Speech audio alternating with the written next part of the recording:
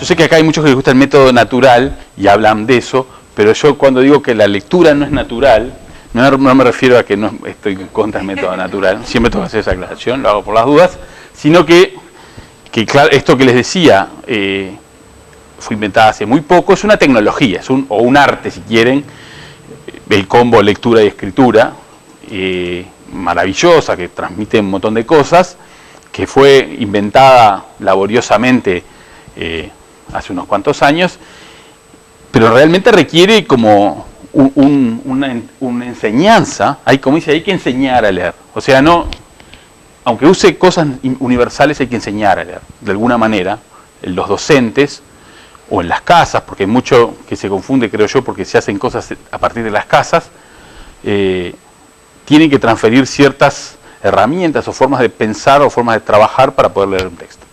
Y creo que, bueno, eso es un punto importante. El otro, bueno, nosotros, obviamente, en esta parte hay que decodificar. Y nosotros hicimos un estudio, que es ese Lexiland, que se los voy a contar, algunos lo conocen ya, que tiene que ver con decodificar y cómo se va desarrollando. Pero obviamente hay otras cosas. La comprensión no es solo decodificar. No puedo decodificar, dependiendo de qué llame decodificar. Por ejemplo, si yo le llamo decodificar a leer en voz alta una palabra, puedo leer en voz alta y no entender nada de lo que estoy leyendo. Entonces, en realidad, uno siempre busca que la gente lea para entender. Lo que pasa es que creemos que si uno no decodifica, no puede entender. Hay una cosa interesante que a mí siempre me gusta, que es lo que le llaman efecto Mateo, del que voy a hablar en un ratito. Es muy difícil encontrar a esos niños. Pero les pedíamos los datos y la gente en general, buena onda y quiere participar. No le hace mucha justicia a esto. Lo más lindo del Lexiland son los dibujitos de las tablets, de las pantallas. Y ahí hay unos dibujitos de pantalla que no se ven mucho. Acá se ven un poco más. Por lo menos la paleta de colores se ve un poco mejor. Básicamente la idea es que hay como un tablero en donde hay una historia de un extraterrestre que se llama Alex, que, bueno, extravió su nave o se le rompió su nave, y entonces tiene que ir consiguiendo cosas. Las partes para armarla. En realidad, básicamente lo que tiene que ir consiguiendo son globos para poder hacerla volar. Y entonces cada globo se le dan en una de las casitas que hay en el sendero, ahí hay como un jardín, son como casitas, entonces en cada casita va Alex y hay que hacer una actividad. Y las actividades tienen que ver con cuestiones de vocabulario o algunas medidas de conciencia fonológica. Nosotros teníamos un problema ahí, que es que no podíamos hacer o no queríamos hacer muchas medidas en donde le dijeras al niño, decime algo, porque si voy a ir a trabajar con 600 niños no puedo estar mucho tiempo con cada niño. Entonces queríamos que hicieran en las tablets. Y el reconocimiento de voz en un contexto de escuela, de clase, es complicado. No es que, yo qué sé, ahora el celular más o menos funciona, pero a veces se le complica. Imagínense, eso en una clase no funcionaba. Entonces queríamos hacer, simplemente, por ejemplo, les decíamos, bueno, beso, ¿cuántas sílabas tiene?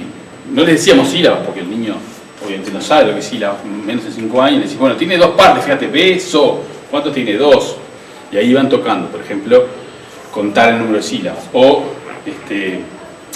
ver si empiezan con el mismo sonido o con distintos sonidos. Teníamos 4 tareas de conciencia fonológica, a nivel silábico y a nivel fonémico, que son las que más dudas me generan de cómo están medidas. Pero después eso más al final.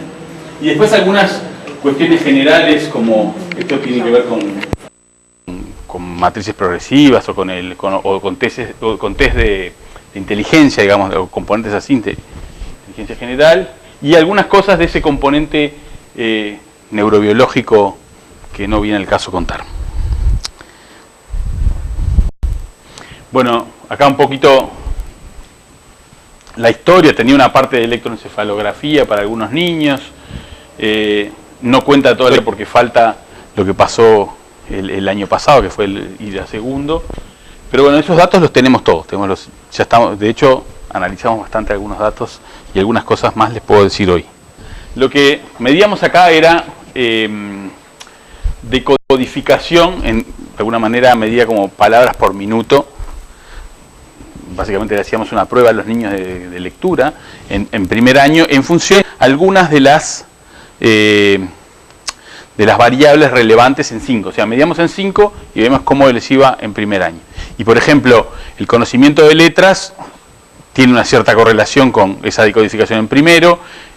La velocidad de denominación, esto era el tiempo de reacción. En realidad 1 menos tiempo de reacción, debe haber un menos ahí o algo así.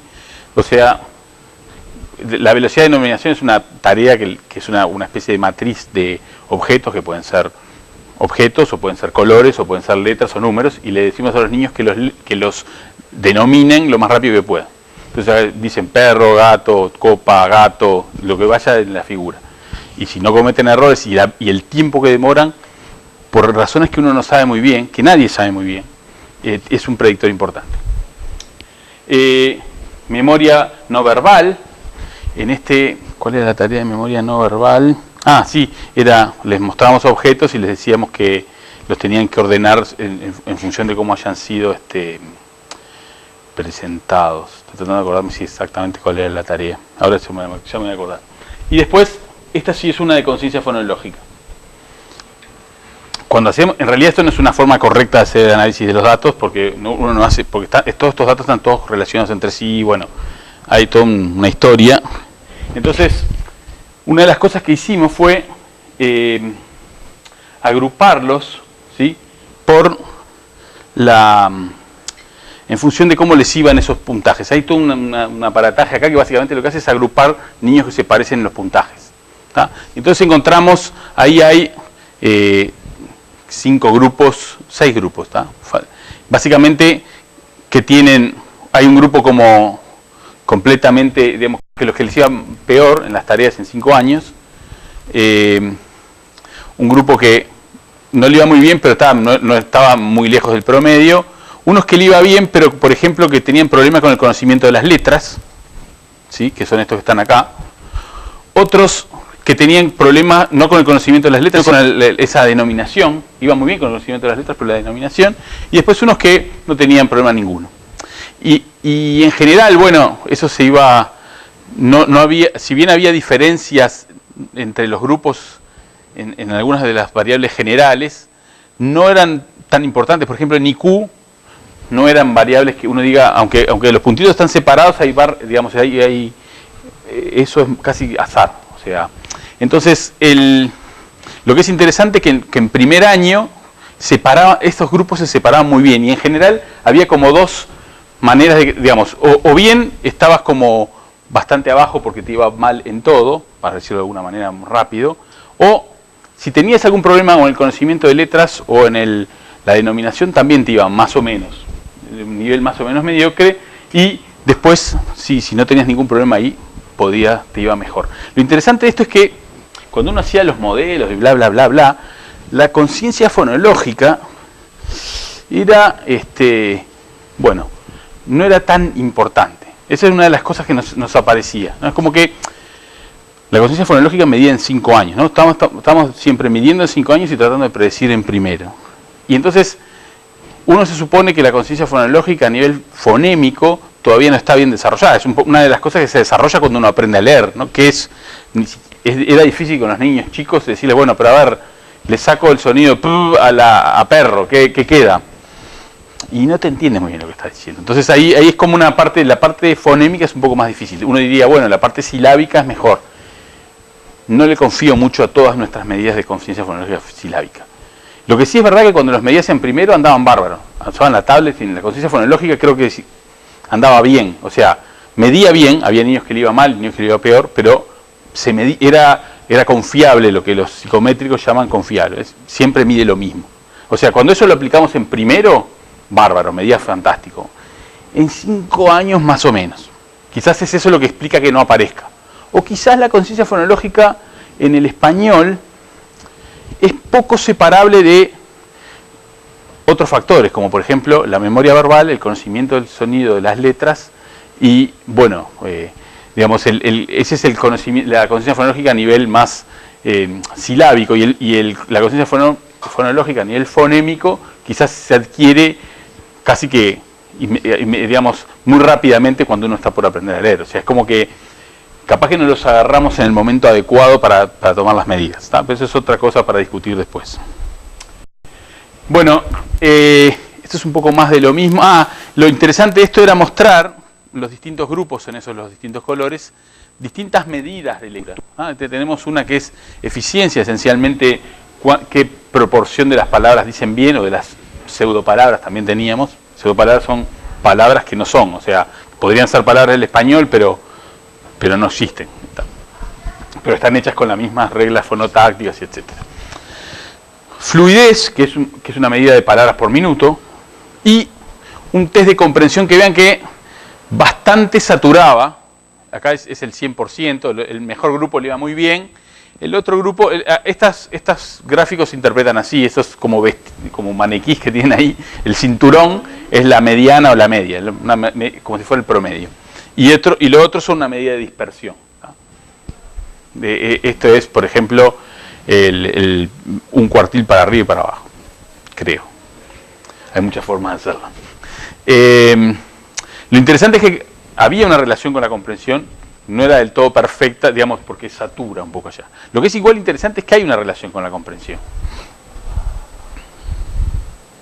Nosotros, bueno, yo sabía que lo de la tablita era irrelevante, pero bueno, ahora es totalmente irrelevante porque no se ve.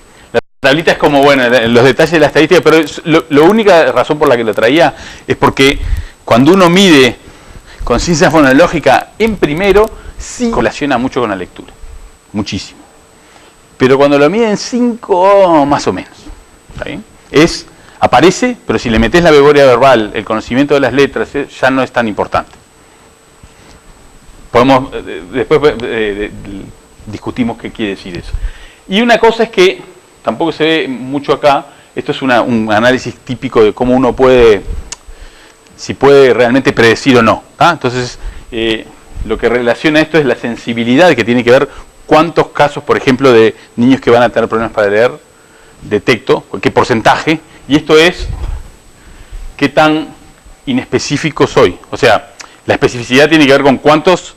Yo puedo agarrar a todos los niños. Si yo agarro a todos los niños de una clase y digo, ninguno va a leer bien, seguro que invoco a todos los casos de los que no van a leer bien, y también le erro muy feo a los que van a leer bárbaro, pero digo que, bueno, la especificidad es eso otro, es decir, si le dijiste no va a leer bien, que no lea bien, ¿está bien? Bueno, entonces uno puede hacer como unas clasificaciones, y cuanto más sensibilidad tenga y menos, digamos, mayor especificidad tenga, o sea que esté más para este lado, mejor. Esta curva así, de este color, quiere decir que igual nosotros teníamos una buena sensibilidad, midiendo en 5 años para predecir problemas de lectura en primer año, con bastante buena especificidad. Bastante buena quiere decir que más o menos lo que todo el mundo puede hacer con las herramientas que se tienen ahora, evaluando en 5 años a partir de primero. O sea, nosotros teníamos alguna idea de que con otras cosas que medimos podíamos mejorar eso y no pudimos. Pero bueno, cosas que pasan. Este para mí, capaz que si hubiera mostrado solo esta gráfica era suficiente. Pero bueno, tenía que por lo menos legitimar que hicimos un trabajo para poder llegar a esta gráfica. ¿Qué es esta gráfica? Precisión en la lectura de pseudopalabras, pero lo podemos hacer en lo que sea. Esto es, te doy una lista de pseudopalabras, 20 creo que les dábamos, y decime, léelas. Entonces vos vas anotando si la lee bien o la lee mal. Y decís, bueno, ¿qué fracción de esas palabras? Por ejemplo, 0,2 quiere decir que leíste solo el 20% de las palabras, ¿está bien? Esto es, que son 4 pseudopalabras leíste bien, las otras las leíste mal. Y se me corrió la escala porque es muy chiquita y bueno, en realidad el 0,8 está más por acá. Estos son, no es es un 100%, pero es un 90 y algo por ciento. ¿Qué sería una pseudopalabra? Eso, por ejemplo, ahí va, perfecta la pregunta. MIPI, boja. Que no tenga sentido.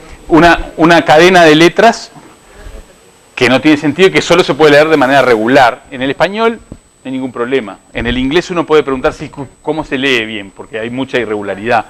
Y de hecho pasa que la gente a veces la lee distinta. Pero en español por lo menos tenés eso de, por ejemplo, inventás una palabra, se llama boja, ponele, no es ninguna palabra. Suena una palabra, mira qué linda boja, no sé, o algo así. Podría ser, pero no es. No puede ser algo que no sea pronunciable, no. Tiene que ser algo que es pronunciable, que lo puedes leer si sabes leer, pero que no tiene significado. Y nosotros lo hacemos con hay un programita de unos belgas que te dice, bueno, le das, esta es la lista de palabras, quiero pseudopalabras como esta. Entonces te las hace bien, es lo que se usa en el estándar, ¿sabes? Es la forma de hacerlo, pero puedes hacerlas a mano también. La gracia de eso es que, bueno, no usan, la única forma es que vos puedas decodificar, que si no, no puedes leerlo, ¿está bien? Porque ahí está muy relacionado con el significado, con el sentido que tiene. Bueno, pero cuando no hay pseudopalabra, no hay forma, no es capaz, tenés que solamente decir el sonido. Lo interesante de esto es, ¿qué es esta gráfica? Los distintos puntos son el promedio de precisión, la barrita es el intervalo de confianza, esto es el 95% de los casos donde están, y las distintas barritas y puntos son escuelas. Al final de primero, esta es la distribución de lectura según las escuelas.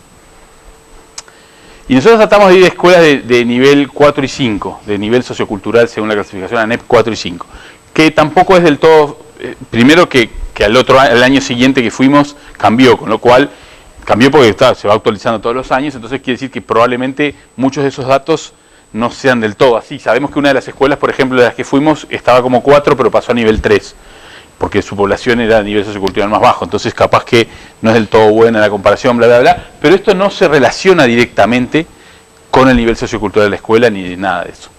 Y esto es importante, porque lo que está diciendo es que los pibes que fueron a esta clase leen mucho mejor que los pibes que fueron a esta clase. ¿Por qué? No sé.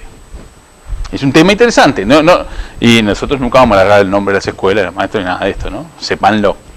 No nos parece. Me parece que hay, a ver, puede ser por muchas razones que no sean solo lo que hace el maestro o maestra, ¿no? Puede ser, por ejemplo, que te toca un grupo tremendo y no puedes laburar y no aprendieron nada. ¿En esta gráfica se ve el quintil? No, pero lo que yo te digo es que esta no es la de quintil más bajo ni esta es la de quintil más alto, nada más. Pero en realidad, si vos haces está buena la pregunta, porque si esto fuera, suponete que acá estuvieran todas las escuelas, uno puede decir, bueno, estas son las de nivel 4, estas son las de nivel 5, son las que te dijeron que eran 4, pero después eran 3. Es un tema de quintil, pero no pasa eso. Capaz que tengo que tener una gráfica de eso, restando el quintil. Lo que pasa es que el quintil es una variable que tenemos nosotros, es una variable categórica. Tenemos que tenerlo por niño. Y decir, bueno, a ver, el niño y eso. Lo que pasa es que tenés el niño, pero después tenés el colectivo de niños que armaron ese grupo, en esa escuela. O sea, hay muchas, lo que en estadística se llama anidamiento. Entonces no son cosas independientes. Cada niño de una misma clase no es independiente del otro. Son, digamos, de alguna manera... Te digo porque somos como bastante sensibles a esto de si el quintil influye o no en los resultados de aprendizaje. Por eso te hacía la pregunta. El quintil recontra influye. Una de las escuelas que bajó tenía muy malos resultados. ¿Sí? Una de esas escuelas tenía muy malos resultados. Pero toda la curva no la explicás por esto. Ese es el mensaje. Ese es cierto que hay un problema de quintil, y está claro. Pero, por ejemplo, lo que estamos haciendo ahora, que vamos a escuelas de quintil 1 y 2, nos fuimos para el otro lado, y fuimos a una escuela de quintil 2, todos los pibes, a esta altura del año de primero, leían bien. Leían bien. Estarían por acá, yo qué sé, estaban por acá, los más bien. Hay mucha variedad. Yo lo que quiero decir hay que reflexionar sobre esta variedad, de dónde sale esta variedad. Si no es solo el quintil, ¿qué es?